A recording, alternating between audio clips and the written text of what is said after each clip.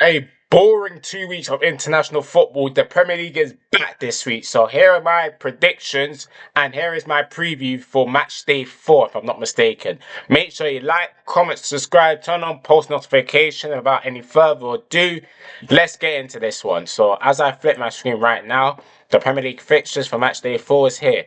So let's start off with Arsenal versus Nottingham Forest. Obviously, Nottingham Forest just recently parted ways with Nuno Esperanto Santos. Sorry for the mispronunciation and whatnot. I personally believe it was a disgraceful decision, but at the same time, this has been brewing for a while. Just recently, Nuno done a press conference saying that the relationship between himself and the hierarchies of Nottingham Forest has broken down massively, and yeah, man, and he's out of the door. Obviously, mutual agreement, parted ways, and Ange Postecoglou is the new Nottingham Forest manager. Now, my thoughts is that I feel sorry for Marilla and Milenkovic because Ange Postecoglou is going to make them look like scrubs. He's going to make them look like Mustafi and Socrates Papadopoulos. Real ones will remember that Arsenal banter era from 2018 to 2021. So his high line is definitely not going to suit the Nottingham Forest players. His way of playing is definitely not going to suit the way the way Nottingham Forest players are in terms of their qualities.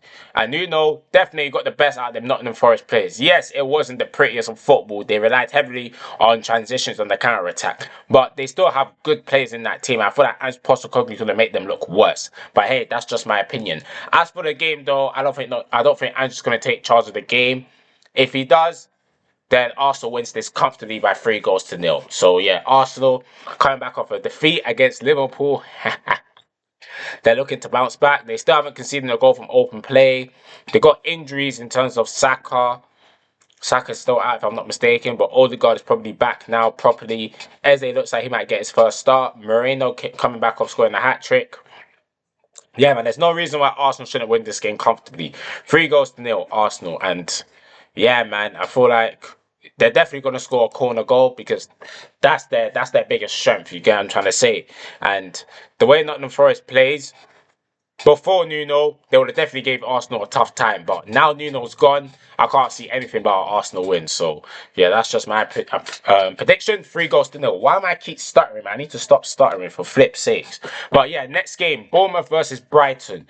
This is going to be an interesting game. Two managers that are so tactically good. They play good football. I feel like it's going to be a 2-2 draw. I feel like it's going to be a high-scoring game. I feel like both teams are going to create chances. But I feel like it is going to be a draw, given that both managers are very good. Iraola, the way he has that Bournemouth team playing is ridiculous. Amazing football, and he's getting results with it as well. As for the Brighton manager, Fabian, I don't know how to pronounce his last name, but he can mastermind big wins. He's coming back off beating Pep Guardiola's Manchester City at home. So confidence is definitely within that camp. And yeah, man, can't wait to see how Baleba does in this game. So yeah, man, I feel like it's going to be a 2-2 draw, but listen, if there is going to be a winner, I'll edge it towards Bournemouth because they're at home. As for the next game, Everton versus Aston Villa. Aston Villa started off the season a bit shaky. I think they got a draw, and I think it's 2 defeats, or is it a draw? I don't know, but all I know is that they haven't won their first 3 games in it. I feel like they drew against Newcastle, and I think they lost their last 2. So Aston Villa needs a win. Whilst Everton, they lost their first game, but they won their last 2. And Jack Grealish is looking like the Jack Grealish at Aston Villa. So it's going to be very interesting to see how he plays against his old team, given the freedom that he has right now.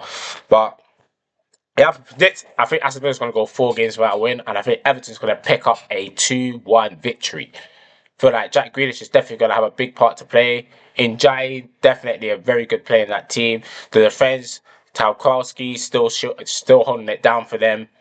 Yeah, man. Beto, he might be starting. I don't know. But yeah, David Moyes is definitely getting the tune out of Everton. I can't see anything but Everton win. So yeah, 2-1 Everton. Newcastle versus Wolverhampton Wanderers. I feel like this weekend is going to be one of the shock results. I feel like out of the games that's happening match day 4, I feel like Newcastle versus Wolves is going to be a shock result. I feel like I'm going to go for a Wolverhampton Wanderers win. Nothing is pointing towards a Wolverhampton Wanderers win because obviously they started off the season shaky. Newcastle, now they got their strikers, Wissa and Voltamada. They'll definitely be able to finish the chances that they were creating for the previous games. So realistically, I should be going for a Newcastle win, but this prediction is purely based on my belief that there's going to be a shock result. And because of that, I'm going to go for Wolverhampton Wanderers 1-0 win. But yeah, if it actually happens, then I'm always locked in. You feel me? So the next game I'm going to go for is Crystal Palace versus Sunderland. Sunderland at home, very good team. Sunderland away, two different team in my opinion. But from what I've seen in the last 3 games or so, and Crystal Palace, obviously they kept hold of Mark Guehi because their manager started crying. So they still got Ismail Assar, Adam Wharton is still in the team, dictating everything. Mateta, they got a very good team in it. Munoz, Mitchell as fullbacks, Dean Henderson in goal. I can't see anything but a Crystal Palace win. It's not going to be easy. I think it's going to be a tough game.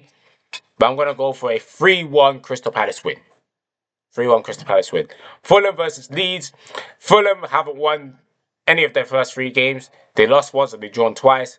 But I think this is the game where they pick up their first win. Don't get it twisted. Leeds has actually kept 2 clean sheets out of 3. So defensively, they definitely have it locked in. But for like Fulham, that win is coming. You can see them creating chances. You can see them playing good football, being tactically qualified under Marco Silva. And I feel like that win is coming very soon. And that win will come this weekend against Leeds United. So, yeah, man, that's just my opinion. Next game. Now, West Ham versus Tottenham Hotspur. West Ham got a much needed win against Nottingham Forest last time out, whilst Tottenham Hotspur got battered by Bournemouth at home, losing 1-0. So both teams, West Ham want to continue the momentum. The international break couldn't come at a better time than them, so Graham Potter can reset things, figure out what went wrong for the first 2 games and how they can improve from here going forward. Whilst Tottenham, they're looking to bounce back from their defeat after a very good start to the season. But 6 points from 9 games is not bad for Thomas Frank's first 3 games as Tottenham manager. And I feel like he's going to make it 3 wins from 4. So I believe Tottenham Hotspur is going to win this game by 2-1. But I feel like it's going to come in the last 10 minutes of the game. Tottenham's going to nick it because obviously West Ham versus Tottenham is a spicy game, you know. It's always fiery. You get what I'm trying to say? So, yeah, man. West Ham is definitely going to put all their passion, all their energy into the game. But I feel like Tottenham will have too much quality. So, 2-1 Tottenham. Brentford versus Chelsea. Brentford has been a bogey team for Chelsea over the years, but that was under Thomas Frank. Now with Keith Andrews, you get me? I don't know if they're going to have that same... I don't know if they're going to cause the same problems to Chelsea what Thomas Frank's Brentford caused to Chelsea. So I feel like because of that, and Chelsea, given the quality that they have in their team, don't know if Cole Palmer's going to be back, but João Pedro's looking at one of the signings of the season. Caicedo doing this thing. Cucurella doing this thing. Yeah, man, Chelsea looks like they're gelling and the confidence is in that team. So because of that, obviously Liam Delap being injured doesn't help, but they still got firepower in that attack. So I'm going to go for a Chelsea 2-0 win. Chelsea 2-0 win. Nothing against Brentford, but I just feel like Chelsea will have too much for them. Obviously, Burnley versus Liverpool Football Club. Could we see Alexander Isak get some minutes under his belt? Hopefully he does, but 4-0 Liverpool win I predict. I feel like 3 wins from 3, despite not playing very well in them 3 games. That's a sign of mentality. And now the international break happened, it's time to put out a real statement in terms of performances and show everyone why we are champions of England. And I can't see anything but a win for us. I'm going to play in that amazing, beautiful green kit as well. So to mark the occasion, we're definitely going to ball out.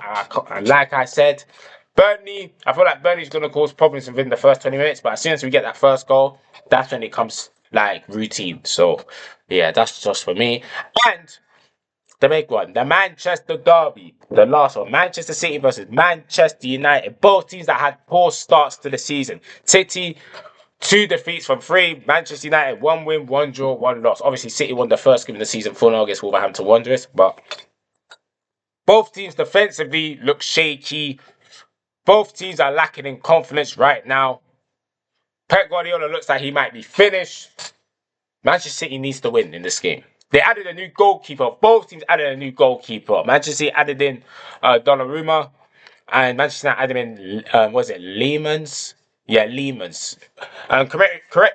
Correct me if I'm wrong in the comments, innit? But yeah, Lehmans, if I'm not mistaken. So they added in new goalkeepers. These Ederson and Onana respectively went different clubs. Onana went on loan, whilst Ederson made the permanent transfer to Galatasaray, if I'm not mistaken. So This is going to be very interesting to see how Manchester City plays this game because the pressure's on them, in my opinion. They need to win badly. Haaland is definitely going to be fired up. Reinders is going to be fired up. Rodri, every time when Rodri is in the starting 11, Manchester City always have a chance. But their defense is their Achilles heel. John Stones does not look the same. Ruben Diaz does not look the same. Kuzmanov came in last time out, had a good game until he came off. Ain't Yuri brilliant going forward, but shaky defensively. Manchester City still lacking the right back playing with Mateus Nunes. It's going to be very interesting to see how they perform. Manchester United, Cunha's going to be fit for the game. You've got like saying Bremer, that's going to be a threat. Is Amorim going to trust his big money striker signing, Benjamin Sesko? But again, Manchester United's problem is in the midfield. They don't play through their midfield, isn't it? It's almost like they bypass their midfield when they have possession. They always focus down the wing backs. But let's be honest, Dorgu and Dalot, they're not wing backs. They are full backs. They're not wing backs, isn't it? Because attacking wise, they have so much deficiencies in the attacking side of the game that it's very easy to predict what Manchester United is going to do on the attack. So, but with all that said, I'm going to go for a Manchester United win. I'm going to go for Manchester United win. Again, I'm going to go for a 1-0 Manchester United win because obviously last season Diallo stole the headlines, and obviously every season is different, isn't it? But I just feel like Manchester City, they look vulnerable, man. And I feel like Manchester United can definitely exploit that on the counter attack. Their game plans, like Manchester City's game plan suits Manchester United to a T because they can sit back, be compact. Don't know how they're going to be compact given that the way they defended recently, but Ruben Amorim needs to show that passion. He needs to instill that passion to his team. Yes, this is a big game, and this is the chance to change people's opinions on him slightly. So, yeah, man, let's see how that Manchester derby do, man. And yeah, man, that is my prediction. Make sure you like and subscribe. Thank you guys for watching, and until then, I'm out. Peace.